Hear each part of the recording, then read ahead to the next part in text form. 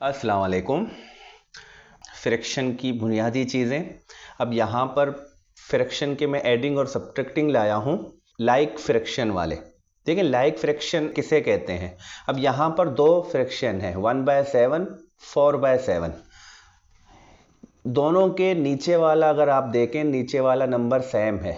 1/7 यहाँ भी 7 है, 4/7 ये भी 7 है। तो जो ऊपर वाला नंबर है फ्रैक्शन में उसे हम नोमिनेटर कहते हैं और नीचे वाले नंबर को डिनोमिनेटर कहते हैं। तो अब ये भी 7 ये भी 7 सेम है, दोनों के डिनोमिनेटर में 7 लिखा हुआ है।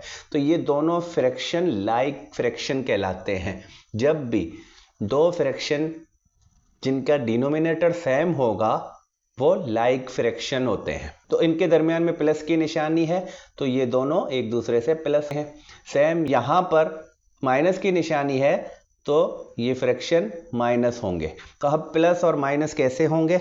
अब सबसे पहले तो हम ये वाला करेंगे। देखें जब भी लाइक फ्रैक्शन होगा तो हम नीचे वाला जो डिनोमिनेटर है उसको 1 टाइम लिखेंगे और नोमिनेटर जिस तरह यहाँ पर 1 है प्लस की निशानी और ये 4, तो प्लस की निशानी दरमियान में रखेंगे, पहले वाला नोमिनेटर रखेंगे फिर बाद वाला नोमिनेटर रखेंगे और इन दोनों नोमिनेटर्स को हम प्लस कर देंगे। अब 1 + 4 तो ये होगा 5 और डिनोमिनेटर जो 7 है वो इसी तरह ही हम नीचे रखेंगे। तो ये इसका फाइनल आंसर होगा।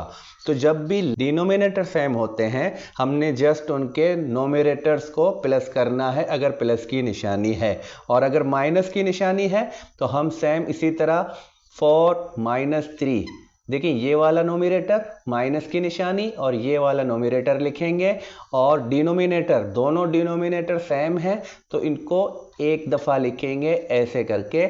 और अब 4 से -3 तो 4 से 3 को माइनस कर देंगे तो बकाया 1 और ये 5 जो हमारा डिनोमिनेटर में है ये यही रहेगा।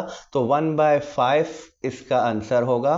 तो अब यहाँ पर हमने प्लस कर दिए और यहाँ पर माइनस कर दिए।